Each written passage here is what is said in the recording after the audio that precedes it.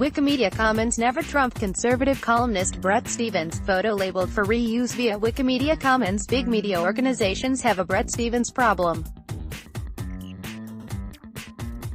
It could also be called the David Brooks problem, or a George Will problem. But Bret Stephens' embarrassing actions in the bedbug controversy over the past few days make him the perfect poster child for a challenge that spans much of the journalism industry. To recap briefly, a university professor called Stephens a bedbug in response to a typically sophomoric column. Stephens responded by trying to get the professor fired in email exchanges. The professor took the issue public, and Stephens escalated with a ludicrous and falsely attributed column comparing the professor's rhetoric to Nazi dehumanization that should never have made it past the editor's desk. Stephens is the sort of conservative columnist that major newspapers love to hire, anti-Trump, contrarian mediocrities ostensibly concerned with free speech and liberal overreach. He and others like him allow editors and ombudsmen to include conservative opinion, without actually giving voice to conservatism as it truly exists today. A more genteel version of the provocateur pseudo-intellectualism of a Joe Rogan or Jordan Peterson, Bret Stephens and his fellow NeverTrump commentators offer the sort-coded antebellum conservatism that even a good book fair tote bag-carrying liberal can love. They provide climate denialism not as an affront to God's plan or a conspiracy of pointy-headed nerds in it for the grant money or an interference in the workings of glorious libertarian capitalism, but merely as a questioning of consensus tyranny of thought. They offer imperialism as expansion of human freedom rather than jingoistic corporate and militaristic predation. They offer appeals to a patriarchal order of racial hierarchy not as a matter of overt Bible-thumping or white supremacy, but coded appeals to a culture of family and respect that just so happen to resemble a whitewashed Norman Rockwell painting where father knows best. Problem, of course, is that men like Stephens, Will and Brooks and they almost uniformly middle-aged or older white men represent very few people in actual civil society. Notably, very few of their kind wind up in elected office. Somewhere around 85% of Republicans support and approve of Trump. Most Republicans think anti-white racism is a bigger problem than anti-black racism. And neither Democrats nor independents are buying into their perspective. Ostensibly non-prejudiced, anti-Trump conservatism is far overrepresented in the media compared to its actual constituency. Why is this? While some of the explanation lies in the sort of interpersonal chumminess among select opinion makers who go to the right parties and went to the right schools as Chris Haysley's bear in his Twilight of the Elites, it's also true that big media organizations face an unenviable challenge when it comes to presenting conservative opinion in the Trump era. On the one hand, editors have an obligation to their readers to present a wide spectrum of opinion, including ones with their core readers may disagree politically. On the other, editors also have a duty to maintain accuracy and social responsibility. Finally, they have both a financial and moral incentive to ensure that the opinions they print be interesting and well-considered, and not just a rehash of partisan talking points.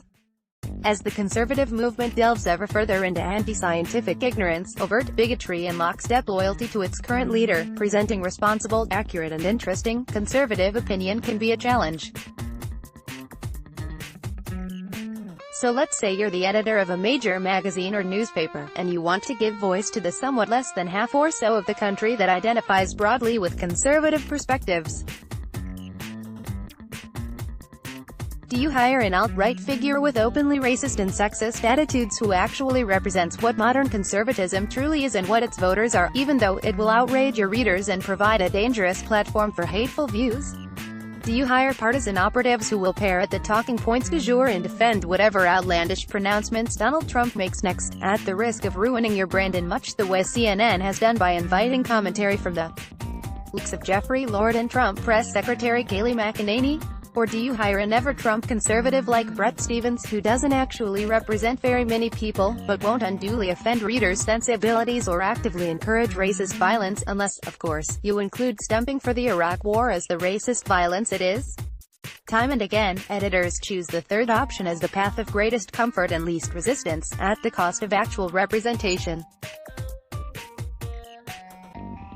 For what it's worth, they do this on the left as well. Despite the strong progressive tilt of the Democratic electorate over the last decade, including but not limited to the rise of Alexandria Ocasio-Cortez and her ideological allies, the resilience of Elizabeth Warren and Bernie Sanders in the 2020 presidential primary, as well as of course Sanders' own surprisingly strong showing in the 2016 primary, both cable news and major newspapers have a dearth of representation from pundits and opinion writers who might generally be described as falling into the Sanders coalition. They continue to sample opinion from writers much more concerned about preserving the false veneer of past cultural unity and the economic stability of those with 6- and 7-figure mutual fund and real estate portfolios, than the more representative and growing class of people struggling to afford a down payment on their first mortgage while working 2 gig economy jobs, paying off exorbitant student loans and stuck in a private insurance hell of making too much for Medicaid, but too little to afford adequate medical care.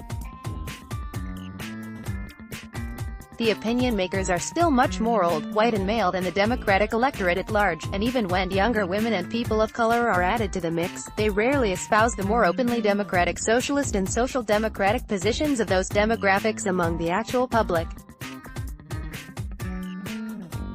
Solving this problem for left-leaning commentary is simple. Including more diverse and more progressive voices won't endanger or embarrass anyone or damage a media company's brand, though it may discomfit some centrist traditionalists.